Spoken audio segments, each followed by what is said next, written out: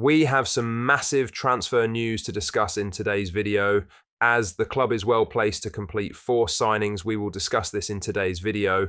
Not only that, we will also go over all the latest Celtic news from the last 24 hours. But first, make sure you like this video and subscribe to the channel for more Celtic content. Billy Dodds has spoken about Vartlo's actions during Rangers' late celebrations at Celtic Park, when the winger sprayed water towards the Celtic bench and the fans behind it after Hamza Igamani scored the winner. The moment came as the Rangers team raced towards the away end to celebrate Igamani's goal.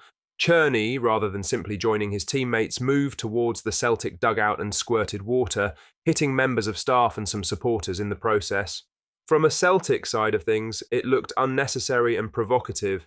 Tensions were already high after conceding late, and it felt like something meant to wind people up instead of just celebrating the goal. Dodds, who was on the Rangers coaching staff that day, said he was taken aback by what Cherney did and even asked him about it in the dressing room afterwards. He said, "I don't think the fan next to the dugout is asking Celtic to sign him. I was so surprised he did that because he's such a nice guy." It's funny though, when I said to him, "What happened? Like, honestly, what happened?" in the dressing room. "Vash, did you do anything?" "No, I never did a thing." Then I got him on the Monday, I was like, "Did you see?" It was funny, at the time he was just playing like an innocent person in the park, he wasn't giving us anything. Then when it was there on video on Monday, he was like, "Yeah, okay." For Celtic supporters, Dodd's version of events only backed up what the video had already shown. Cherney knew exactly what he was doing when he aimed the water towards the home bench and fans. In a Glasgow derby, that kind of behaviour only stirs up emotions even more and comes across as showing no respect for the opposition. The timing of the act made it worse, coming right after a late winning goal when tempers were already close to boiling over. Instead of letting the football do the talking, it turned the focus onto a needless flashpoint. Inside the Rangers camp, it may have been brushed aside with a laugh once the match was over. However, from a Celtic perspective, it was seen as a calculated move to get a reaction from both the bench and the crowd. Celebrations in a derby should be about enjoying your own team's moment, not trying to provoke the other side. Cherney's choice to do otherwise left a sour note. Celtic will bring in up to 4 new signings before the end of the window if they qualify for the Champions League group phase, sources have told Football Insider. Brendan Rodgers has already voiced his concerns about the lack of business so far for the reigning Scottish Premiership champions. The Hoops have made 6 signings so far this summer but have spent less than £5 million in total. Sources say that Celtic will have a busy end to the window if they reach the league stages of the Champions League, but are likely to see less activity if they are knocked out. Celtic only have to get through the final round of Champions League qualifying in order to make it to the main phase of the competition. Rodgers' side will take on the winners of Slovan Bratislava or Kazakh side FC Kairat in a matchup where they will be strong favourites to advance.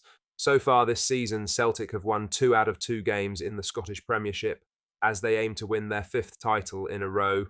The Glasgow Giants scraped a 1-0 win over St Mirren on opening weekend before cruising to a 2-0 victory over Aberdeen. Celtic supporters will hope their side can take their domestic form into their European qualifiers.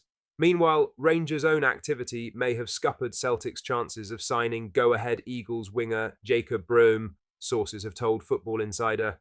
Football Insider revealed on the 9th of August that Celtic have already seen 3 bids rejected for Broom as go-ahead hold firm on their £5 million valuation, but the winger has left the door open to a possible transfer. However, the Dutch side could slam that door shut on Broom's potential exit, particularly after they sold their other star winger Oliver Antman to Rangers on 4th of August in a huge blow to Celtic's transfer hopes. Sources have told Football Insider that Antman's £3 million move to Rangers, as well as qualification for the Europa League group phase, leaves go-ahead Eagles in a position where they don't need to sell Broom at all this summer. Celtic's route to the Champions League group stage has been confirmed, and it's a brutal one. The Hoops will face Kazakh side Kairat Almaty in the playoff round with a gruelling travel schedule thrown into the mix just days before the first Glasgow derby of the season. Kairat edged through their 3rd round tie against Slovan Bratislava on penalties, winning 3-4 in Slovakia after the tie finished level on aggregate. The result means Brendan Rodgers' men must make the 12-hour journey to Kazakhstan for the 2nd leg, a trip notorious for testing teams physically and mentally. The first leg will take place at Celtic Park on Wednesday, the 20th of August. with the decisive return match in Almaty scheduled for Tuesday, the 26th of August. That leaves Celtic less than 5 days to recover before heading across the city to face Rangers at Ibrox in a match that could shape the early title race. The fixture scheduling is far from ideal.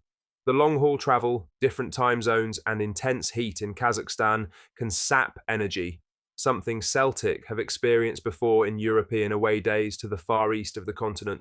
The timing also puts added pressure on squad depth, which has been a growing concern for fans this summer.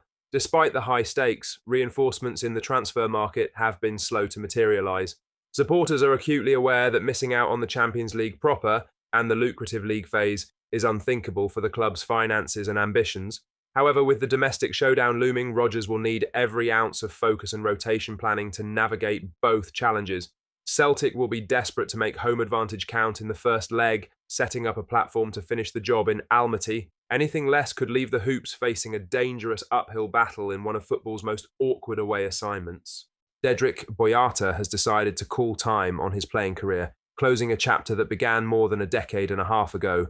The 34-year-old defender leaves behind spells in England, Scotland, Germany and Belgium, and will now take his first steps into coaching with the Belgium under-21 squad alongside Gil Swerts. The Brussels-born centre-half first broke through at Manchester City, making his senior debut in an FA Cup clash with Middlesbrough in 2010. During his time at the Etihad, he featured in 35 matches under Roberto Mancini and Manuel Pellegrini, also spending loan stints at Bolton Wanderers and Dutch club FC Twente to gain more first-team experience. Celtic brought Boyata to Glasgow in 2015, with Ronnie Deila the man who signed him. His early period at Parkhead had ups and downs, but when Brendan Rodgers took over a year later, Boyata's influence grew. Known for his strength in the air, he chipped in with 15 goals from 135 appearances, many from set plays. His time in green and white brought plenty of success, winning 4 league titles, 2 Scottish Cups, and 2 League Cups. His last season in Glasgow was marked by a well-publicised fallout with Rodgers before patching things up on the pitch. In 2019, Boyata moved to the Bundesliga with Hertha BSC, becoming a regular in Germany's top flight for 3 seasons. He returned to his homeland with Club Bruges in 2022, but after leaving the club by mutual consent in January this year, a new playing opportunity did not come. That led to his decision to hang up the boots. On the international scene, Boyata represented Belgium 31 times over a 12-year span. He was part of the Red Devils squad at the 2018 World Cup in Russia, starting matches and helping his country secure a third-place finish, which remains their best ever at the tournament. While his playing days are over, Boyata's next chapter is already underway. His role with Belgium's under-21s will give him a chance to pass on his experience from domestic and international football as he looks to build a career in management. What do you think of what we discussed in today's video? Let us know down in the comments section below. Make sure you've liked this video and subscribe to the channel for more Celtic content. Thank you, take care, goodbye.